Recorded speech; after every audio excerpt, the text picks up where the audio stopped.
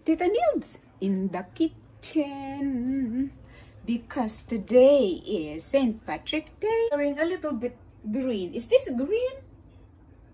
Looks like it's green. It's St. Patrick's Day, but it's not my husband's birthday. My husband's birthday is November 2, but his name is Patrick, but it is not today's.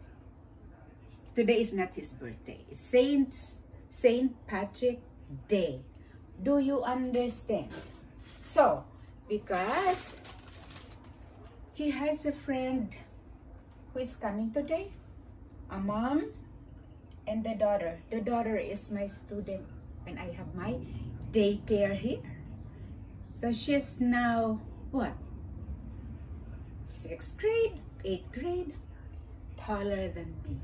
So, I'm cooking for them. And in the evening at 4, we are invited to his another friend. So we will go. Today I will be cooking chicken curry with gata. This mom, Miley is her name, is a military daughter who was assigned in the Philippines as a soldier. So Miley lived there for 4 years, I think. So she knows what gata is. So I am cooking chicken curry. Okay, this is chicken curry. I will show you. Okay, I already cut the chicken to 2-inch thick. I have crushed, sabi dito crushed garlic lang, hindi mince, hindi chop. So sige, krinas ko lang yan. And then onion chop, butter. This is my chicken curry. This is my raisins. Hindi nga lang siya golden raisins, pero raisins pa rin yan. Ito ang aking organic coconut milk. 2 cups lang ang kailangan ko. At saka, ang sabi sa recipe ay frozen green peas. Wala man akong green peas. Meron akong mixed vegetable. O di yan na. O diba? Diba sabi ko sa inyo, hindi naman ako sumusunod sa recipe. Kung ano ang available ko, yun ang gagawin ko. So, ito ang aking frying pan. So, okay. I will be starting. Ito. Kasi, baka lumabas naman ang asawa ko sa pintuan. Magkita naman siya. Anyway. Tada!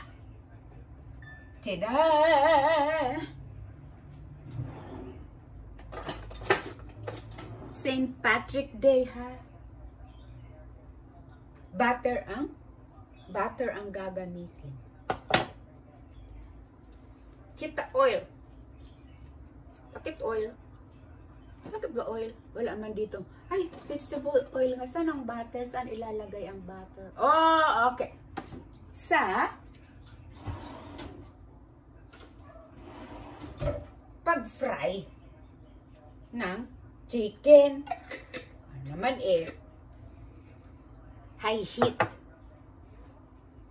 Oh, high heat naman siya. Ugh.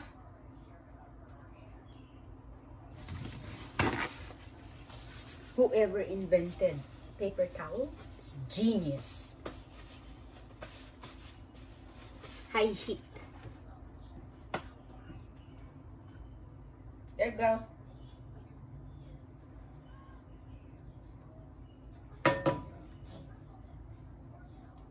Again.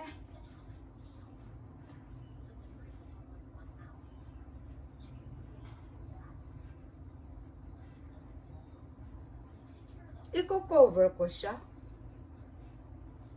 dito. Anong gagamitin kong pang-cover? Ito ba? Hindi, maliit. Pabili ng pang-cover ko.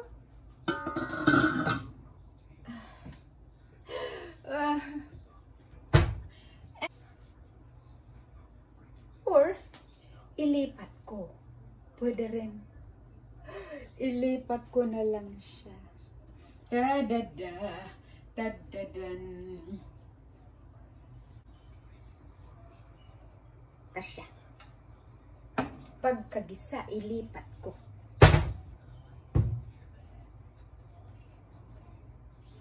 to the pan.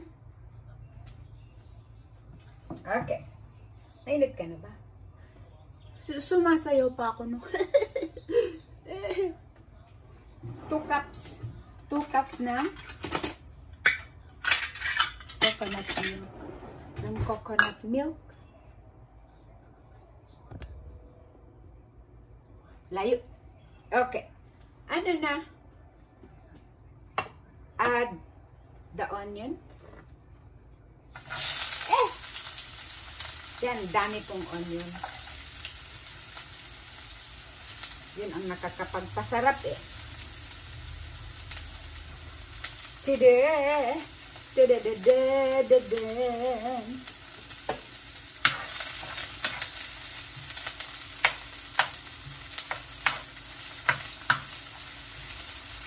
Okay. So, ito muna. Grabe, ang taas. Pag translucent na daw yung sibuyas, ilagay na ang second.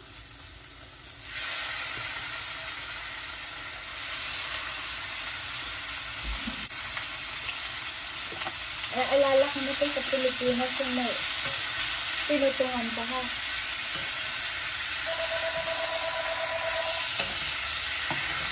Pinutungan na tayo.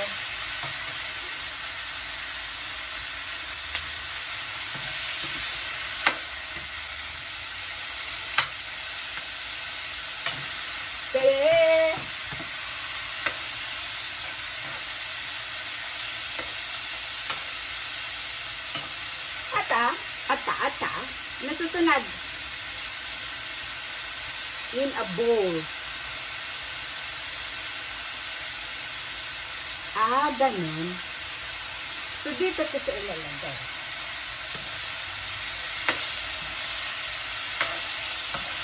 Pag brown na daw ang chicken, alisin.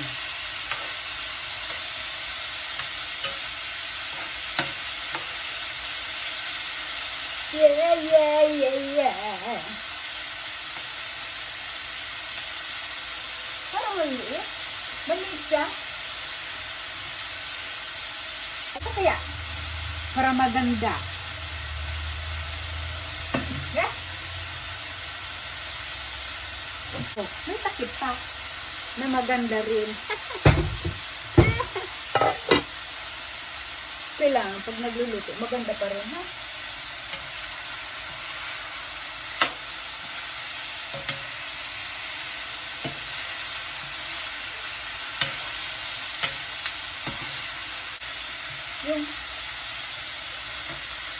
Yung gulo ko sa pagluluto, kasama yung sa video.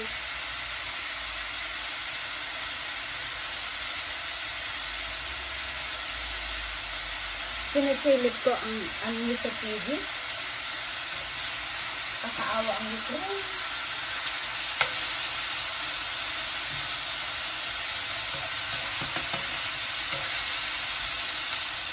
Kunti lang naman pala ito.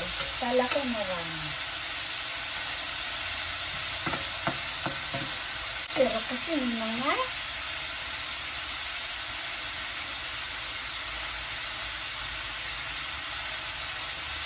halo ka eh.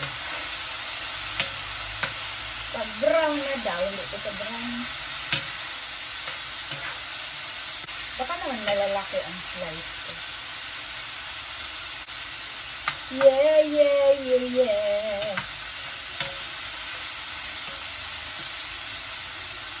Ayan. La.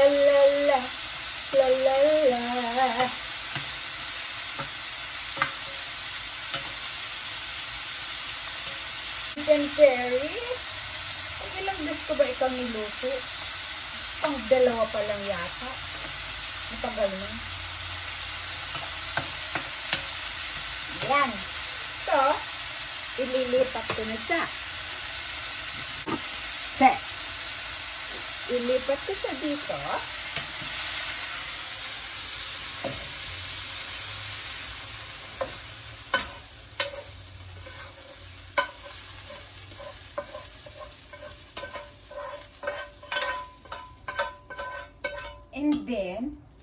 punasan nyo ang karaha nyo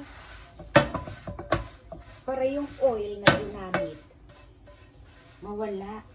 Ay, init.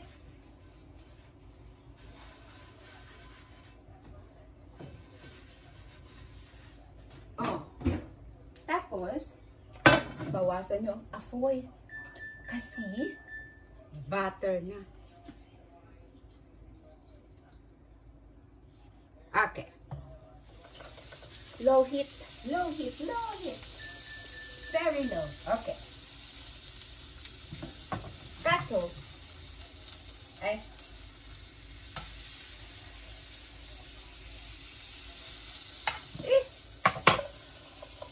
sadang init. Da-da-da-da-da. Da-da-da-da-da-da.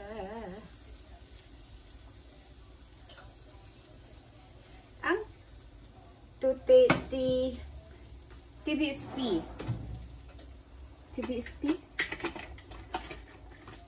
Tablespoon. Yeah. 2.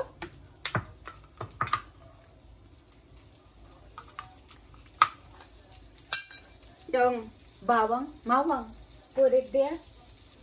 At yung curry powder. Doon ilalagay. Hindi makapasok. 2 TBSP. Ayan na.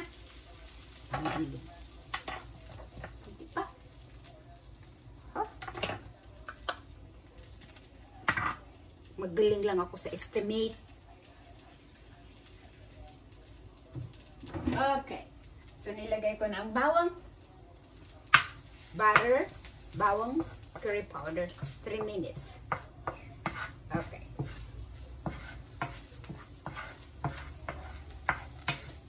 Ito, shake it. Shake.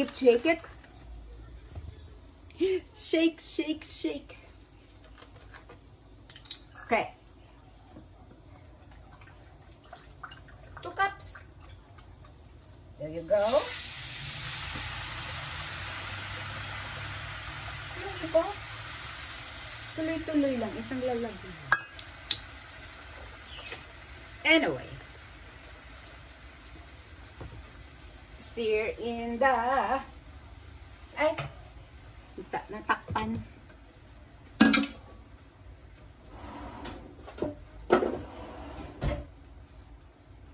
Curry powder. Tago ka.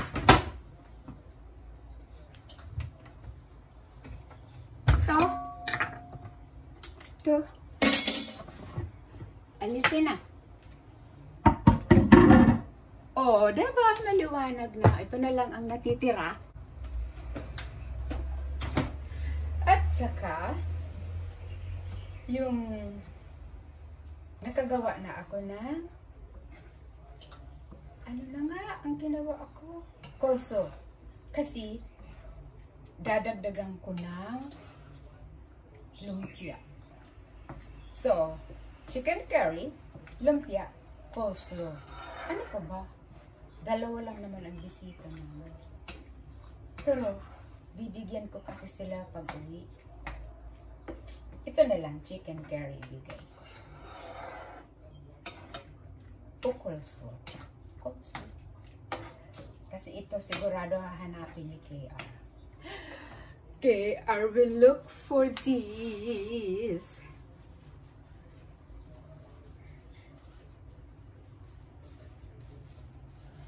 Cover down talaga. So, ang raisins, ilan? 1/2 cup. 1/2 cup. Yung aking 1/2 cup. Wala ni siyang handle. Hindi ko man tinatapon. Bakit? Bakit? Ano? Handle lang yon at saka ako lang naman nagluluto eh. I can handle it. So, ilagay na ang raisins habang kumukulo yun. Sarap ng raisin. Maliliit lang. Ito merong malalaki.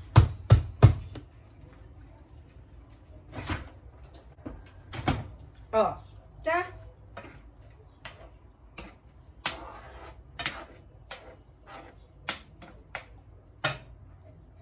So,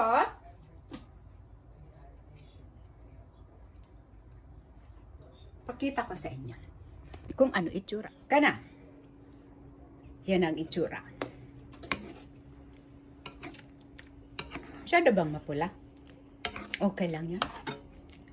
Para kita ang curry. Bakit pag mga ganito? Walang asin? Okay. Hintayin natin yang kumulo at ibabalik ko ang chicken. Ayan na. Nilipat ko na, ha? Oh, sabi dito, very low heat. Kasi daw, magka-curdle kung mainit. Ano pa? Baba pa natin. Let's see. Tapos, kasi i-cover na natin. Diba? Okay.